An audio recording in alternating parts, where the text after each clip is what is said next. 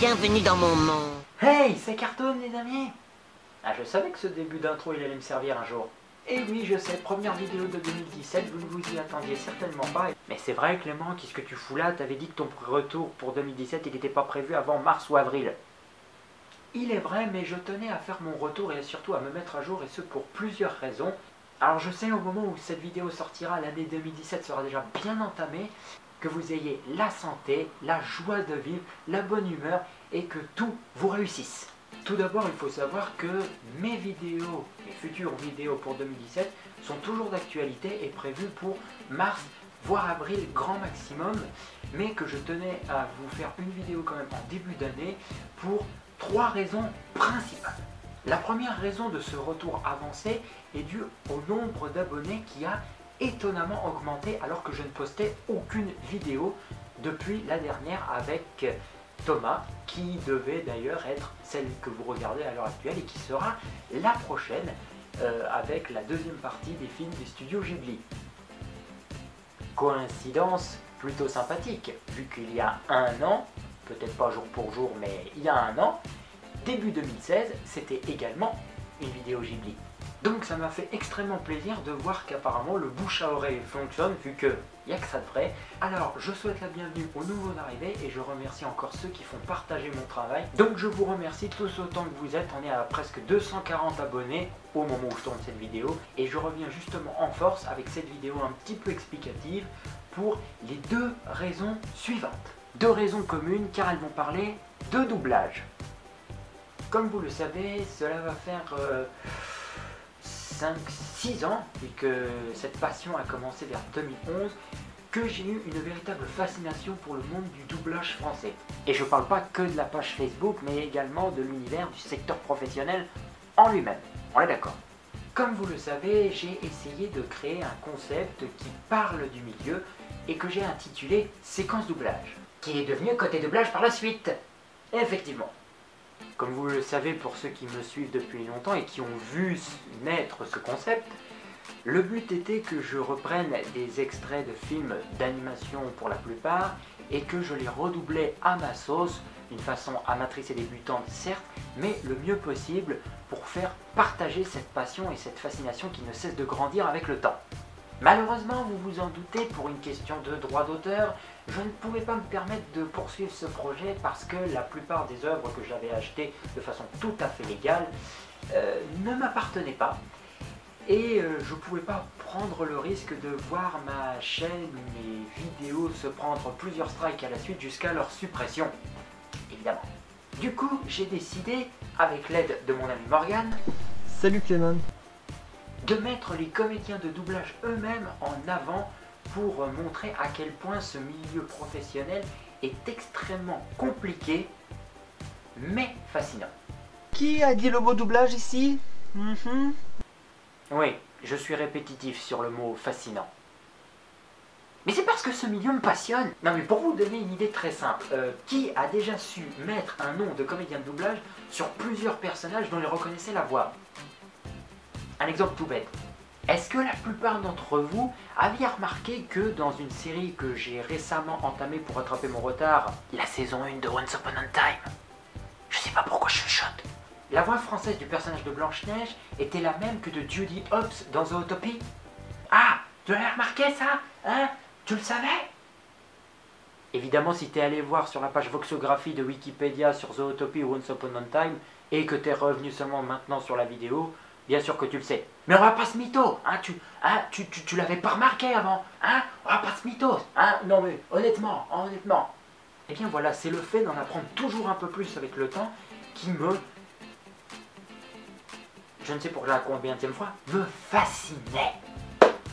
Moi qui croyais avoir réussi à mémoriser la plupart des personnages pour telle ou telle voix mémorable de notre enfance ou encore à l'heure actuelle, eh ben, je me rendais compte que j'étais loin du compte.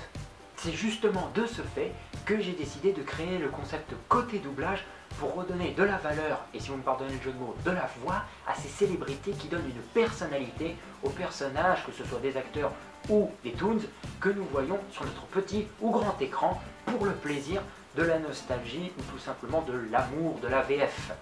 Parce qu'on va pas se mytho, regarder une œuvre dans sa version originale, c'est très bien. Mais s'il existe une VF, c'est parce qu'il y a des gens qui y travaillent derrière, dans un studio d'enregistrement, avec tout plein d'outils, des tables de mixage, des micros, des perches, et bien entendu des comédiens qui ont joué des rôles, qui ont su interpréter des rôles pour pouvoir arriver à ce magnifique résultat avec des voix mémorables comme celle de Richard Darbois, Patrick Poivet, Dorothée Pousseau et j'en passe. Et c'est justement concernant ces fameux comédiens de doublage que je voulais en venir. Entrons donc vraiment dans le cœur de la deuxième raison de ce retour. Dans le cas du film Ratchet & Clank, j'avais mis en opposition Mark XVI, le comédien de doublage attitré de Ratchet, et Squeezie qui servait plus à faire la promotion du film pour parler aux plus jeunes. Merci. Même si j'adore ce qu'il fait en tant que youtubeur, mais là n'est pas le problème. J'avais donc décidé de mettre en avant le travail de Mark XVI dans un côté doublage qui arrivait en fin de critique. Mais là où je veux avoir votre avis, c'est dans la construction de cette partie. Prenons cette fois-ci une charmante demoiselle, Dorothée Pousseau, comédienne de doublage également, de renom, dont la réputation n'est plus à faire. J'avais pensé au film d'animation Comme des bêtes par les responsables du film Les Mignons, de mettre en avant sa performance, là encore toujours en tant que comédienne de doublage, mais vraiment à l'écart parce que les autres acteurs permettant plus de faire encore une fois la promo du film en tant que guest plutôt que de mettre en avant le milieu du doublage. J'avais décidé à la fin de cette critique que j'avais écrite sur mon mur Facebook et qui est toujours disponible, de parler de son travail et de sa performance. Est-ce que vous auriez préféré que je la mette juste après la critique et le tout dans une seule et même vidéo, ou que je fasse la critique et que je parle de Dorothée Pousseau à part entière? Voilà, c'est tout simplement la question que je vous pose pour cette deuxième raison de mon retour avancé. Est-ce que vous préféreriez avoir une émission à part entière intitulée Côté doublage, où je m'attarderai un peu plus en détail, toujours avec l'aide de mon ami Morgane, sur un comédien de doublage, une comédienne de doublage en particulier? Et la troisième et dernière raison pour laquelle je suis de retour en avance sur ma chaîne YouTube est un stage de doublage auquel j'ai participé. Oui, messieurs, dames, j'ai prêté ma voix comme un professionnel durant un stage en mai 2016. La vache, en mai 2016! Ça veut dire que j'aurais pu finir l'année avec cette vidéo en plus. Bref, et pour moi qui suis un grand passionné du monde du doublage français, j'ai eu la chance du 20 au 26 mai à Paris de rencontrer de grands professionnels du doublage et de pouvoir m'exercer à cette mise en situation, ce jeu d'interprétation avec de vrais professionnels dans un véritable studio d'enregistrement ainsi qu'avec d'autres stagiaires qui étaient tout aussi passionnés que moi.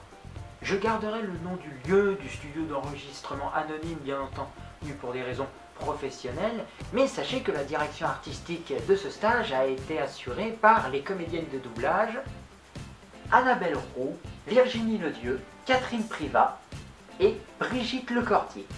Chacune, jour après jour, apportant un peu de son savoir-faire, de son vécu, de son expérience, quel que soit le registre, qu'il soit du doublage étranger aussi bien américain qu'allemand et j'en passe, du personnage de dessin animé, du personnage de jeu vidéo, voire même de la marionnette, pour que nous puissions retranscrire au mieux les émotions, les ressentis des comédiens originaux ou des personnages animés que nous voyons à l'écran. L'idée était que je pouvais filmer alors sur le lieu de l'enregistrement pour pouvoir ramener des images de ce que nous doublons, mais uniquement de nos performances et non pas des images sur lesquelles nous prêtions nos voix pour des raisons de droit bien entendu, car sans l'accord des propriétaires, ces images n'avaient pas le droit de quitter le studio d'enregistrement. Ce qu'il faut savoir, c'est que j'avais demandé l'autorisation aux autres stagiaires si, dans l'idée de vous faire un medley, une compilation de ces moments passés au micro lors des doublages en question, ces derniers étaient d'accord pour passer à l'écran, si j'ose dire, en tout cas sur YouTube, si je décidais de réunir tous ces bons moments. Certaines personnes étaient d'accord, d'autres non, et certaines avaient gardé simplement les rushs finaux, c'est-à-dire le résultat final de l'enregistrement, pour pouvoir ramener un souvenir, donc des images que je n'aurais pas eu le droit de publier sur YouTube. Je pense toutefois faire une compilation des meilleurs moments et des enregistrements personnelles de chacun pour pouvoir leur envoyer une espèce de vidéo souvenir qui, à mon avis, je pense leur feront plaisir. Et coucou à eux s'ils passent sur cette vidéo. Je pense à vous, je ne vous oublie pas. Maintenant la question est, seriez-vous tenté de voir mes rushs d'enregistrement? Je me suis filmé à plusieurs moments, tout simplement lors de mes passages à la barre, sous le micro, pour pouvoir réaliser certaines performances, si vous me permettez l'expression. Comme je vous l'ai dit un peu plus tôt, le simple intérêt de cette vidéo est de voir comment un enregistrement au micro se passe dans un studio de doublage professionnel sans que vous puissiez voir le résultat final avec les images dont nous ne sommes pas les propriétaires malheureusement. Donc l'intérêt sera simplement de me voir faire entre guillemets le guignol tout en me voyant prêtant ma voix à un micro, mais rien de plus. Vous auriez éventuellement quelques commentaires de la part de la direction artistique, quelle que soit la comédienne de doublage en question, mais cela vous permettrait d'avoir un aperçu de comment un enregistrement dans un studio de doublage professionnel se déroule. Ce ne sera pas le plus passionnant, sachant que vous ne pourrez pas avoir donc un aperçu, même pas quelques secondes, du rendu final avec les images en question, mais au moins vous aurez une petite idée avec quelques annotations que je vous mettrai au montage pour un petit peu mieux vous immerger, si j'ose dire. Voilà, c'est ainsi que s'achève cette troisième raison de mon retour avancé sur YouTube. J'espère vous avoir donné envie d'en voir un peu plus sur ma chaîne, car évidemment côté doublage reprendra. Donc n'hésitez pas à me donner votre retour dans les commentaires, à me donner votre avis. Il compte énormément en tout cas pour ce dont je vous ai parlé dans cette vidéo. J'espère que ça vous aura plu. Si la vidéo vous a plu, n'hésitez pas à me le faire savoir en cliquant sur j'aime. N'oubliez pas de commenter. Faites partager autour de vous, qui sait, ça permettra à des personnes de découvrir ma chaîne YouTube et de me dire à leur tour ce qu'ils en pensent. Et surtout, n'oubliez pas de vous abonner pour ne rien manquer de la suite. Si vous êtes cap. Sur ce, bonne continuation, une bonne année 2017 encore, qu'elle vous soit prospère, qu'elle vous apporte plein de bonnes choses. Je vous le souhaite de tout cœur. Prenez soin de vous et bye! See aim.